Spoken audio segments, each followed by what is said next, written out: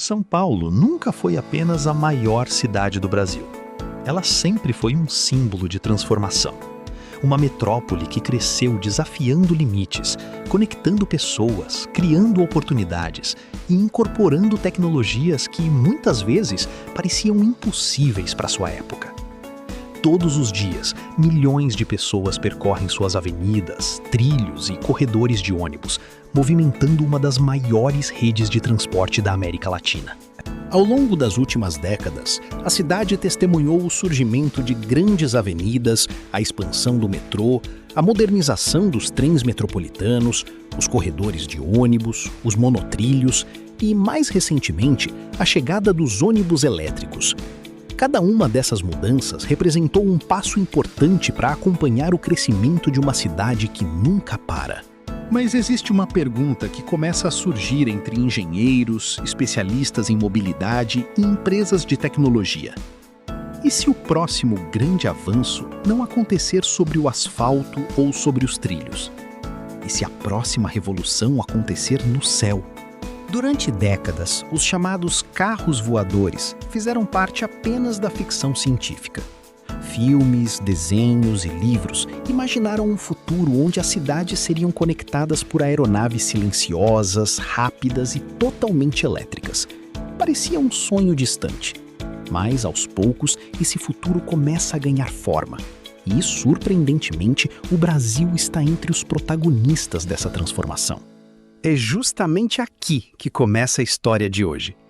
A Eve Air Mobility, empresa do grupo Embraer, acaba de alcançar um dos marcos mais importantes no desenvolvimento do seu eVTOL, uma aeronave elétrica de decolagem e pouso vertical que ficou conhecida mundialmente como carro voador.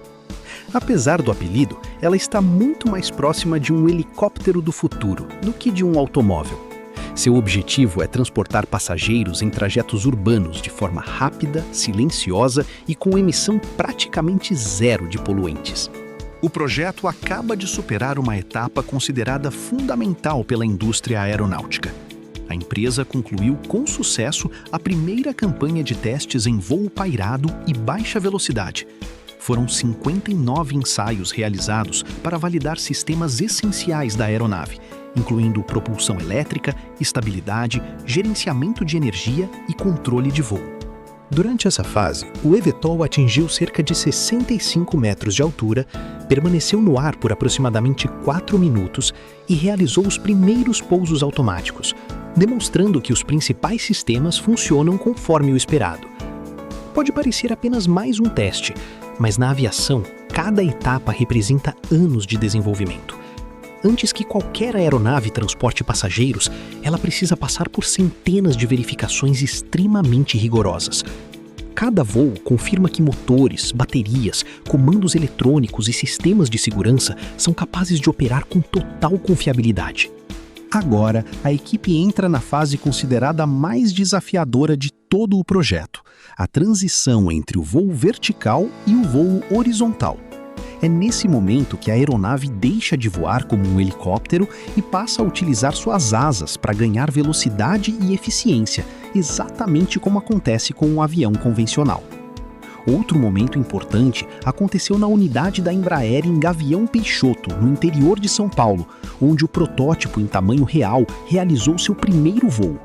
Esse passo marca oficialmente o início da campanha de certificação da aeronave, um processo que ainda exigirá centenas de novos testes antes da aprovação definitiva pelas autoridades de aviação.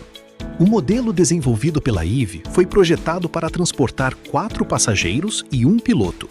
O sistema utiliza 8 motores elétricos, responsáveis pelas decolagens e pousos verticais, enquanto um propulsor traseiro impulsiona a aeronave durante o voo de cruzeiro. A autonomia prevista é de aproximadamente 100 km, tornando o eVTOL uma solução ideal para deslocamentos entre aeroportos, centros financeiros e regiões metropolitanas. Em vez de enfrentar horas de congestionamento, uma viagem poderá ser realizada em poucos minutos. Além da velocidade, outro diferencial chama a atenção. A aeronave foi desenvolvida para produzir muito menos ruído do que um helicóptero convencional, reduzindo um dos principais obstáculos para a mobilidade aérea dentro das grandes cidades.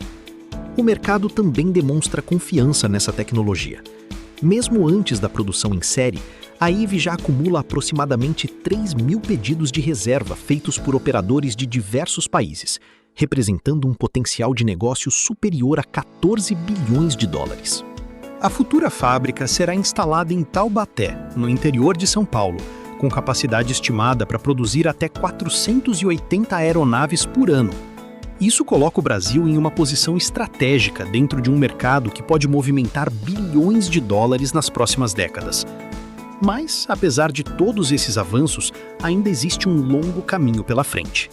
Agora, a equipe entra na fase considerada mais desafiadora de todo o projeto, a transição entre o voo vertical e o voo horizontal. É nesse momento que a aeronave deixa de voar como um helicóptero e passa a utilizar suas asas para ganhar velocidade e eficiência, exatamente como acontece com um avião convencional.